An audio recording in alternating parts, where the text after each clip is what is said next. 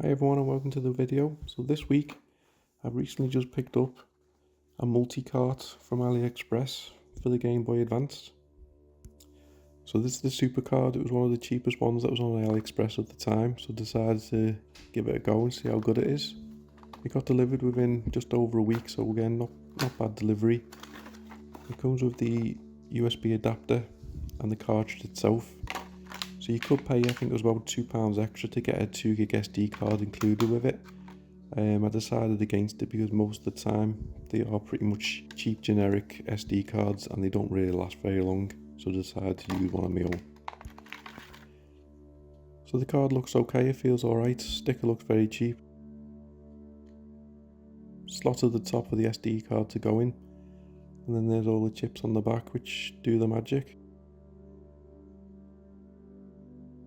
So after a lot of reading and research, it really does only take a 2GB SD card. I did try using bigger cards and putting a partition in it with 2GB, but it just realised that it is a bigger card and they just do not work. So it's 2GB or less. So it doesn't come with clear instructions. This is a screenshot from what I found on the seller's page. So you need to download some specific software to be able to convert and install the games onto the SD card. So it's not as simple as dragging and dropping, which other versions that I've used in the past have done. So a bit of trial and error, I managed to find this website. So if you just watch the description and then type that in, and then you'll be able to find the software that you'll have to download and install to be able to convert your games to go onto the cartridge. Just takes a couple of seconds to install.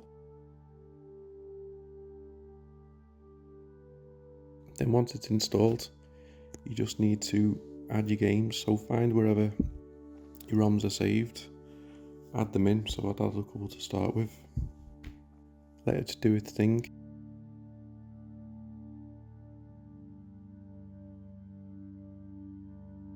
Then you need to make sure that your SD card that it's copying to is plugged into the computer.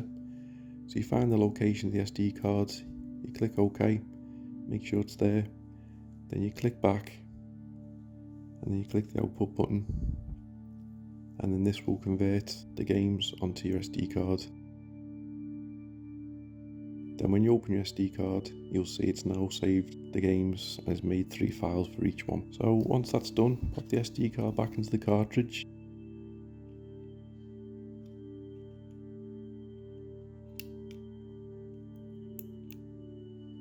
So I did add a couple of extra games because I realised the games I added were taking too long to do initial testing. So I installed a couple of games which basically starts up and play instantly. So here's my trusted Game Boy Advance from many years ago. Give this a go, pop it in, turn it on.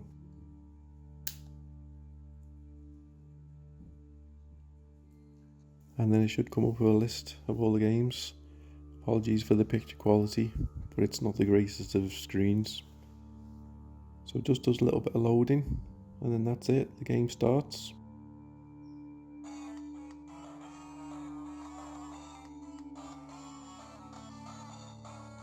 So I'll just quickly pick a track, pick my character, and have a quick go.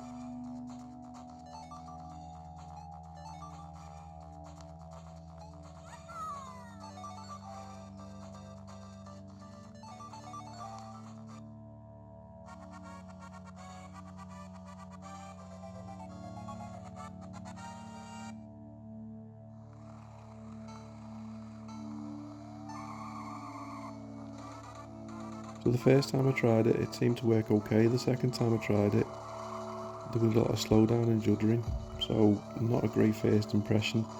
I've since used it on and off, and to be fair, a lot of the time it's mixed. Sometimes the game plays perfect, other times it judders.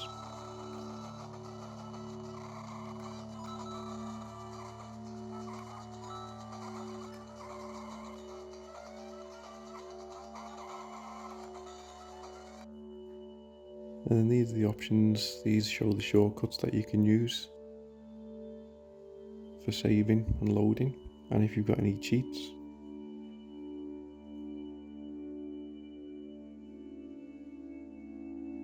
So I'm just quickly loading the game up again.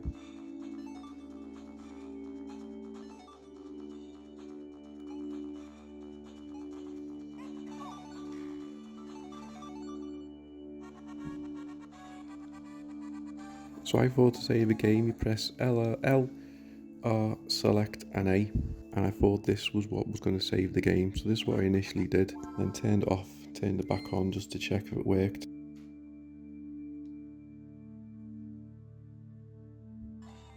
So you press that combo again to be able to load the save, click yes, and then it didn't do it, it didn't load the save. So I went back to do a bit more reading, thought I'd give Mario Advance a little test as well. So this one's played perfect. Every time I've tried it, there's been no slowdown. I know there's not as much on the screen compared to Mario Kart, which might have something to do with it, but it is working really well.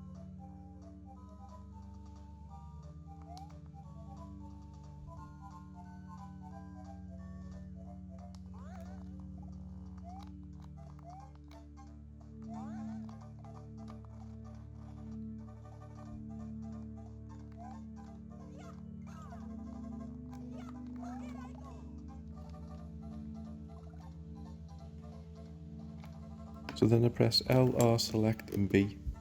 So I think this is a real-time save.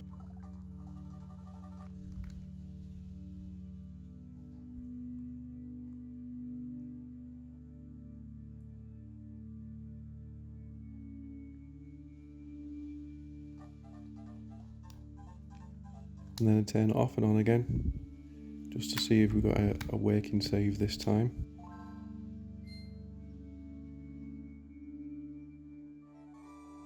So press the combo again, load it this time, click yeah, couple of seconds to load, and then finally we can see that it has actually saved and has actually loaded, so the save states do actually work.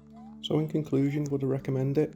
Simple answer, no. It's cheap, but for not much more you can get much more better quality ones. As shown, not all the games play great straight away. Some of them just stutter constantly. It's also not the most intuitive of adding games. It's not drag and drop. You've got to convert them, put them on. So save your money, get one a little bit more expensive, but I would definitely say to avoid this one.